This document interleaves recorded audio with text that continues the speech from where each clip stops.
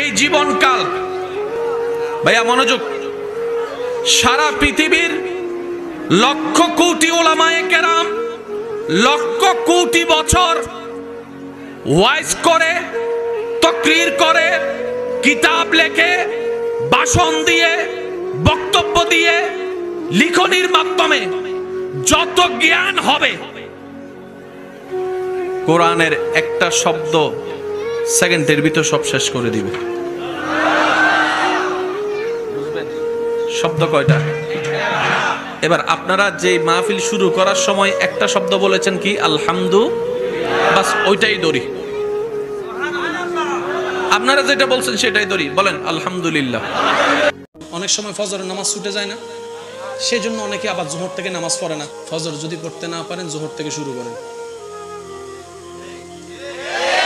জোহর যদি পড়তে না পারেন আসর থেকে শুরু করেন, যেটা ভাবেন ওইটা থেকে শুরু। ইনশাআল্লাহ, না গর্জন দিয়ে বলেন না ইনশাআল্লাহ, আরো জোরে বলেন ইনশাআল্লাহ। যে ওয়াক্তে পাবো সেই ওয়াক্ত থেকে শুরু। আপনি আসর থেকে শুরু করেন, আপনার রব আপনাকে ফজর পর্যন্ত পৌঁছায় দিবে। কিন্তু সেটা একদিনে দিবে না, এক সপ্তাহে দিবে না। আগে আল্লাহ আপনাকে একটু যাচাই বাছাই করে দেখবে, এতে কি স্বার্থের কারণে আসছে নাকি আমাকে মহব্বত করে আসছে, আগে একটু দেখি।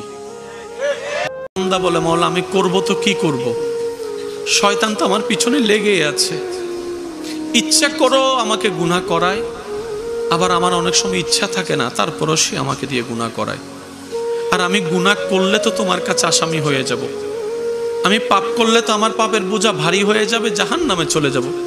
মাওলা আমি ছোট্ট একটা মানুষ, 3 হাত 3.5 হাতের আমার গঠন, আমি শয়তানকে তো দেখি না, ধরবো কিভাবে? মাওলা আমি তো অপারক। রব বলে যে বান্দা যদি আমার হয় সে আবার অপারক হয় কেমনে? সুবহানাল্লাহ। বান্দা যদি আমার হয় তার আবার টেনশন কিসের? বান্দা যদি আমার হয় তার তো ভাবনা কিসের? ও বান্দা, তোর গুনার কারণেই তো তুই অনুতপ্ত। আমি তোর এটাই দেখতে চাচ্ছি, তোর অনুতপ্ত মনটা। আমি রক্ত তোর অনুশোচনাই দেখতে চাচ্ছি।